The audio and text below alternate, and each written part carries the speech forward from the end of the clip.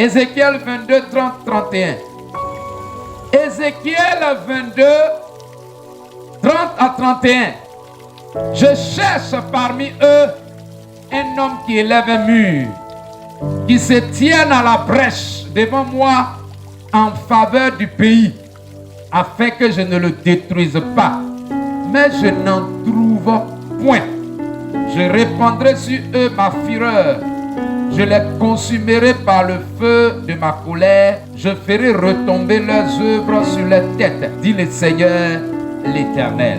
Dieu dit, il cherche un homme, il cherche une femme qui se tienne à la brèche et qui parle en faveur du pays, qui parle en faveur d'une autre personne. Pas pour elle-même, pas pour lui-même, pas pour ses affaires, mais parce qu'il y a une destruction qui arrive. Les chrétiens sont aveugles. Ils ne voient pas que le monde est en danger. Dans quel monde vos enfants vont vivre demain? D'ici 10 ans, d'ici 50 ans. Imagine un peu ce que le monde serait devenu. Et Dieu dit, mets-toi à la brèche, commence à parler. Commence à prier pour renverser cette situation-là. Mais on ne pense pas à ça. Les enfants que tu es en train de faire là, dans quel monde ils vont vivre demain? Un monde où maintenant on va prendre des lois où on dit aux pasteurs, vous célébrez des mariages de lesbianisme et d'homosexualité. Ça vient. Aujourd'hui au Mali, les djihadistes sont pratiquement près de Bamako. Dès lors que Bamako tombe, nous sommes au nord là, ils vont rentrer. S'ils ont pris tout le Mali, tout le Burkina Faso, ils vont rentrer. Nous c'est manger, c'est nous habiller. Souvent on attend que tout nous tombe dessus. Je vous aurais averti. Gloire soit rendue à Dieu. Nous sommes dans l'Ancien Testament. Dieu a trouvé cette personne-là en la personne de Jésus qui est venu intercéder. Et il nous a laissé un exemple. Et c'est cet exemple-là que nous devons suivre. Habakkuk 2, versets 1 à 3. J'étais à mon poste et je me tenais sur la tour. Je veillais pour voir ce que l'Éternel me dirait et ce que je répliquerais après ma plainte. L'Éternel m'adressa la parole et il dit, écris la prophétie, grave-la sur des tables afin qu'on la lise couramment. Car c'est une prophétie dont le temps est déjà fixé. Elle marche vers son terme et elle ne mentira pas. Si elle tarde, attends-la, car elle s'accomplira certainement. Habakkuk dit quoi? J'étais à mon poste. Demande à quelqu'un, est-ce que tu es à ton poste? Veillez et priez. Ils sont combien ceux qui se plaignent de leur mari là? Ils sont combien? Elles sont combien qui se mettent à la brèche pour leur mari? J'étais à mon poste. Je veillais pour voir ce que l'Éternel me dirait. Donc c'est la prière qui amène à l'accomplissement la parole prophétique. Luc 1, 59 à 60. Bien-aimés, apprenons-nous à faire des intercessions prophétiques, pas des intercessions charnelles pour demander ci, pour demander ça. Les choses là vont t'accompagner, mon frère. On n'a pas besoin de les demander même. Le 8e jour, il vint pour circoncire l'enfant et il l'appelait Zacharie du nom de son père. Mais sa mère prit la parole et dit non, il sera appelé Jean. Voilà une femme qui est puissante. Une femme qui a une langue exercée. Sinon, l'avenir de son enfant est détruit. Malheureusement, les fidèles sont devenus des Zacharie, pas des Élisabeth. Ils sont devenus muets devant certaines situations. Elles sont devenues muettes devant des situations qui tendent à détruire la famille. Tant que tu te tais, Dieu ne fera rien. Pourquoi Adonijah règne-t-il? Adonijah règne parce que le roi est malade. Tu es malade, quelque chose de malade. Ta vie de prière est malade. Et une autre femme encore, on appelle Abigail. Amen. Et on dit, il y avait aussi la commandante territoriale. Elle a saturé l'atmosphère de sa prière, de sa puissance. Elle continuait d'intercéder, de prier afin de dégager l'atmosphère pour que la parole vienne à l'accomplissement. La Bible dit que Daniel était en train de prier le premier jour. Dieu a relâché la grâce, mais c'est le 21e jour qu'il a reçu ça. Parce que dans l'environnement, il y avait quelqu'un qu'on appelait le démon de Perse.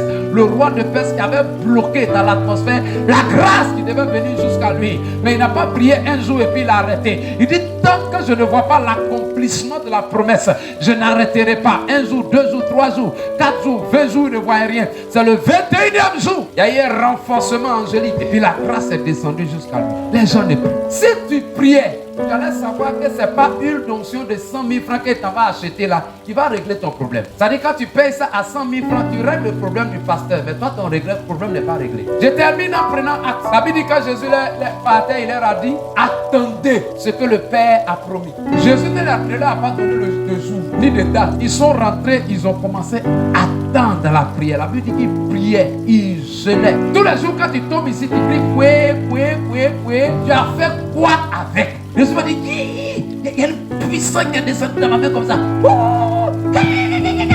Tu as fait quoi avec ça? C'est ça qui est important. Ne suffit pas de dire l'onction. Vous me voyez, je cours comme ça. Je rentre ici, je sors ici, il n'y a pas les moyens. Mais je suis en train de courir partout. Parce que ça est sur moi, ça dit c'est les gens qu'il faut aider. Quand tu as reçu l'onction, tu as fait part. Et aujourd'hui, il y a cette catégorie de personnes. Ce n'est pas pour venir à la chair, forcément. Les moments, c'est de vous tenir à la brèche. Vous avez ce feu et vous partez, vous mettez à la brèche. C'est ça que le Seigneur veut accomplir. Vous sauvez des vies. Ce n'est pas pour aller créer un ministère forcément. Ce n'est pas pour venir être dirigeant forcément. Ce n'est pas pour être un prédicateur forcément. Mais l'intercession prophétique. Ça faisait à beaucoup de personnes, beaucoup de femmes que le Seigneur a fait pour qu'elles puissent se mettre à la brèche. Comme les Élisabeth. Je dis, quand quelqu'un commence à aimer la prière, à aimer l'intercession, ça veut dire qu'il y a quelque chose qui va être déclenché dans sa vie. Ça veut dire qu'il y a un miracle qui est sur le point. Il y a une rencontre spirituelle divine qui va se produire. Ça veut dire qu'il y a quelque chose que Dieu veut amener ça à l'accomplissement dans la vie de la personne. Je parle de l'intercession prophétique. Je ne parle pas de la prière charnelle où on vient, on fait 4 heures de temps, on demande si, on demande ça, on demande si, on demande ça. Mais la prière prophétique, c'est elle qui prend les promesses de Dieu. C'est elle qui sait ce que Dieu veut, comme les ânes. Et savait que Dieu voulait un juge, un prophète.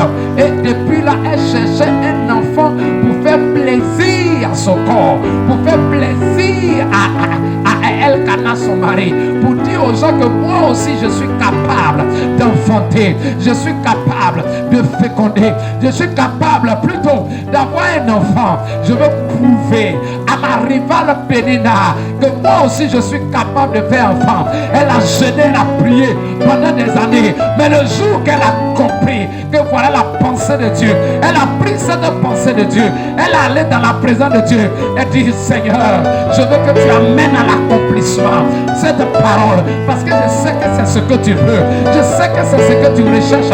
Et la Bible dit que quand Anne a prié ainsi, au cours de cette année-là, Anne a pu avoir un enfant, et les enfants se sont succédés après. Merci Jésus pour ta grâce. Tiens-toi debout. Selon la parole que tu viens de recevoir, tu vas, Père, donne-moi le manteau de l'intercession prophétique.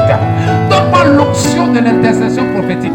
Donne-moi l'esprit de l'intercession prophétique. Élève ta voix et parle à Dieu. Rababarakata. Ratatatata. Rababababa. Et dit, mettez-vous à la brèche. Mettez-vous à la brèche. Mets-toi à la brèche. Mets-toi seulement à la brèche. Oublie tes problèmes. Oublie toi-même.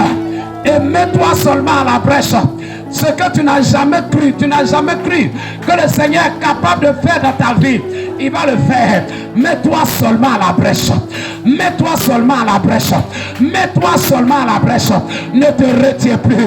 Ne te retiens plus. Mets-toi seulement à la brèche. Et je te garantis, dans les 4 mois qui restent à courir, pour atteindre l'année 2023, les choses que tu n'as jamais vues, que tu n'as jamais expérimentées, tu as cru que cela n'allait jamais arriver encore.